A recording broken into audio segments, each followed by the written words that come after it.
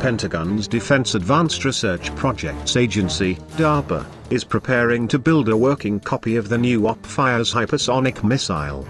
Opfires, destined for the US Army, will give the service the ability to strike targets with a fleeting window of opportunity, covering the weapon's 1,000-mile range in 20 minutes.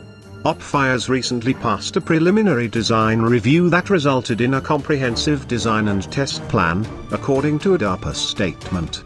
The R&D shop will now advance the program to full-scale missile fabrication, assembly, and flight testing from a launch vehicle.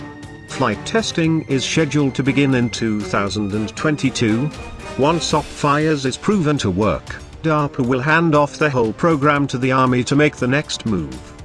The Army envisions Opfires as a so-called boost glide weapon system. The Opfires hypersonic glide vehicle sits atop a large, truck-mounted missile. When launched, the missile accelerates to hypersonic speeds, carrying the glide vehicle to very high altitudes, but remaining within Earth's atmosphere.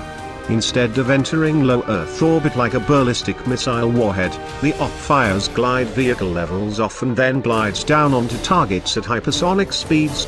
It's not clear how fast Opfires will eventually go, but at Mach 5, a glide vehicle travels at 3,836 miles per hour, fast enough to go the full 1,000 miles in less than 20 minutes. The Russian Avangard boost glide weapon, for example, travels at Mach 20 using an ICBM booster. According to DARPA, Opfires could be used to penetrate existing air defenses unprepared to engage hypersonic weapons. It could, for example, kick in the door for crewed aircraft, smashing air defense systems in their path as they fly on to bomb a critical target. The Army could also use Opfires to attack the targets themselves. Lockheed Martin envisions mounting Opfires to a heavy truck chassis and transporting it on a C-130 Hercules transport.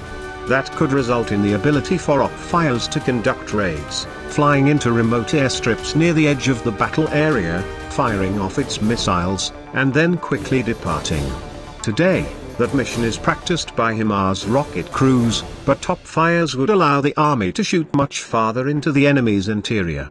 Opfires is technically an intermediate-range weapon, and until recently, it would have been banned under the 1987 Treaty on Intermediate Nuclear Forces, INF, which outlawed medium and intermediate-range missiles. The US left the treaty in 2019 after it determined Russia violated the terms with the deployment of the 9M729 Iskander-K cruise missile.